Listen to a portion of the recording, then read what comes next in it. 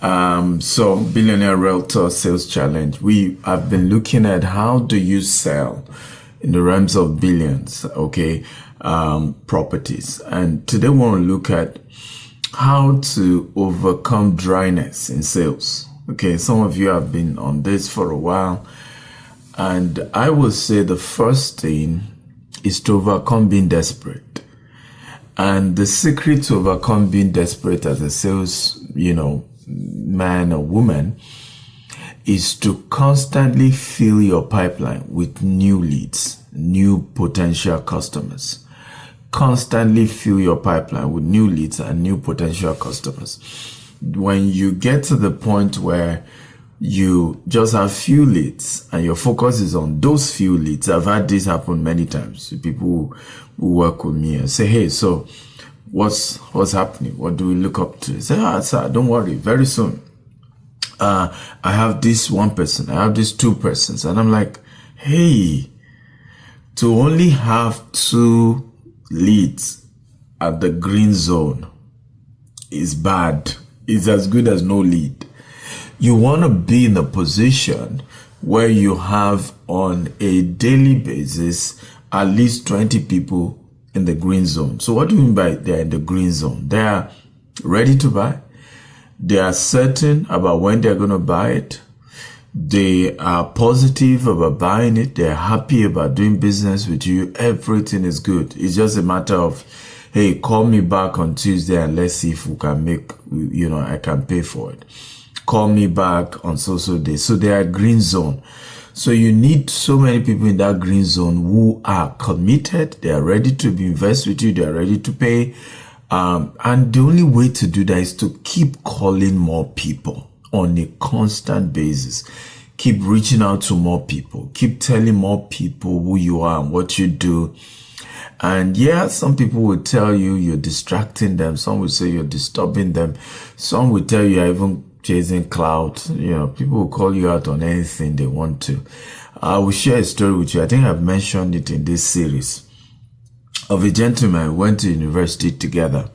And I just started my business, right? And I needed to sell. I didn't have money for billboards like we now have, TV adverts, all of that. I didn't have all that money.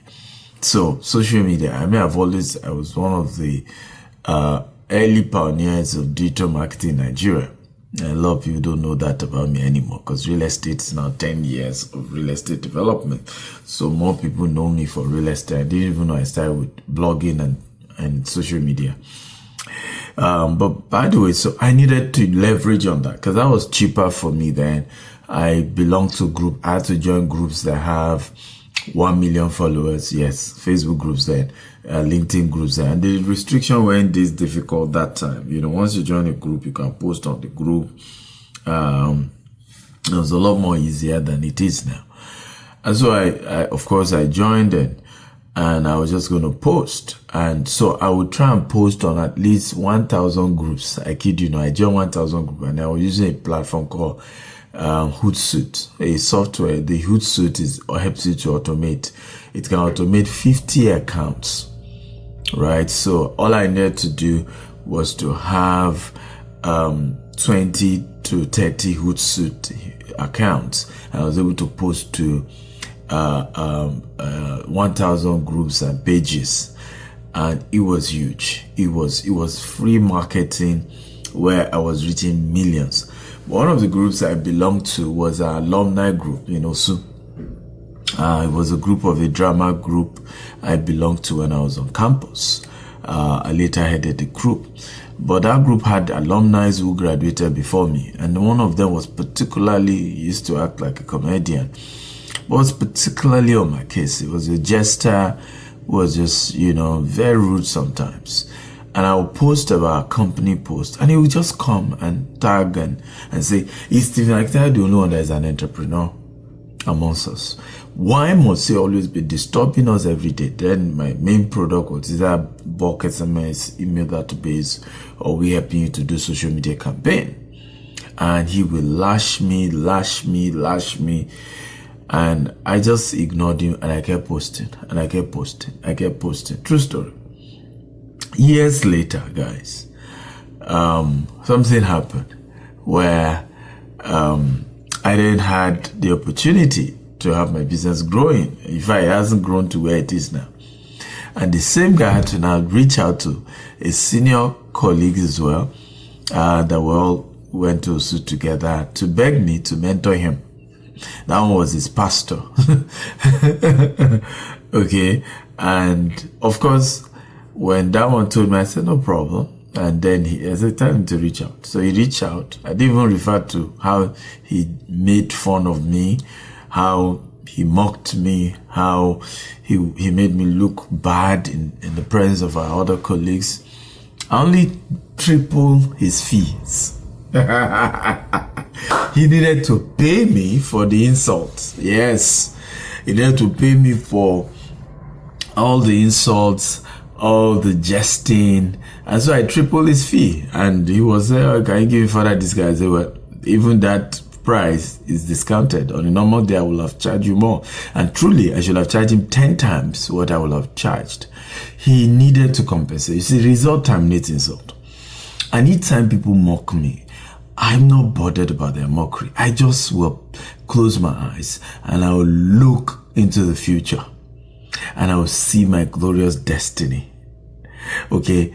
And I'm just going to say, well, I will leave you to do what you want to do now, but a day will come. Same you will beg me and it will come.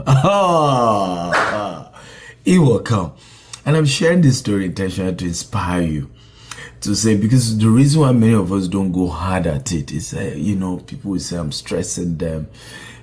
People will say I'm showing off too much. People will say I'm disturbing people. What do you care? I have this quote. You've overcome poverty the day you stop caring about what people think about you. Yes. You see, poverty and shame, they go hand in hand. But the day you become shameless and you just do what you need to do, oh, you're going to be rich. You're going to be rich. I've seen young people, and sometimes I look at that and say, if you go at this pace, continue at this pace, you're going to be exceptionally successful. They say, how do you know? I said, don't worry. You just keep going because I understand the recipe. But if you still care about what do they think and what will people say, and will they like my face, and won't they look at me like I'm desperate? Hey, who cares? Who cares? Even those who used to be my customers years back, today look up to me by the result that I have. And many of them will say, look, we're proud of you. You are way bigger than us now, but we're proud of you. But it was because I didn't care about whether you think I disturb you too much or not. I'll share another story so that can encourage you. Get more people in your pipeline. In case you're still wondering what is the conversation here. Get more people. Talk to more people every day. Reach out to more people. Get more positives, right? For you to get a yes, you need to get 9 no's. Just mentally position your mind that way. For me to get one good yes, I must get 9 bad no's. So I'm going to expect just one good positive call out of every 10 people I call that pick the call, right? I used to do email marketing years ago. Again, we're a very small business then. And I would just send mails. I structure it in such a way, I just scan through, right? So I don't look at the insult. I expect the insults. So we used to send 200,000 emails every week. And I'll share with you stories of what led to that. How my business collapsed. I was struggling to make money. I had to pray. And I was led to start reaching out to do more marketing. And so there was this woman. I didn't even know until the day I met her and she shared her story. She said the first day she got my mail, right? And I was sending mail every day. Every day. And unfortunately then, I didn't even have money to organically grow the list. So it was even, the database was bought and I was just spamming everyone, right? Because I couldn't organically generate those emails, right? They have organically signed up for something. So she said the first mail she got from me, she just said, leave me alone, you scammers. So that was her mail. I replied.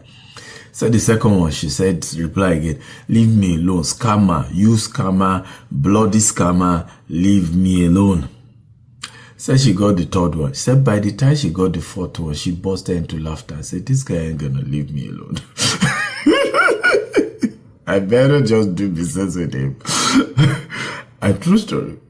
She said, and she called me and she wanted to buy one of her database. She didn't even need it at that point. She said, let me just buy it and keep it. And then guess what? Apparently she also needed marketing strategies. She didn't know how to do email campaigns, email marketing. Her business was also struggling. She then paid for my digital marketing course. And in the class was when she was sharing this. I said, this thing works, right? Dr. Stephen was on my neck. Then I wasn't with Dr. Stephen was on my neck until, you know, I had to do business with him. But it's just a secret of be shameless. And this is how to overcome dryness in sales. This is day 18. And I know some of you are getting weary. You're getting tired. You're wondering, will I ever sell? Will anybody ever buy? And I'm challenging you to say, to overcome that dryness, just do more. Just go harder. Just expect that someone like you, and hey, it's not personal. The day those who claim they don't like you begin to sing your praises, you'll be in tears. It's happened to me over and over and over and over again. People I gave opportunity, people I gave access, people could reach out to me for free, but we're doing big boy, big girl. You know. I hope you're encouraged. I hope you're encouraged. So, my assignment today. I know you've been calling 50 people that picked your call. Can you extend it? Maybe by another 10, another 20.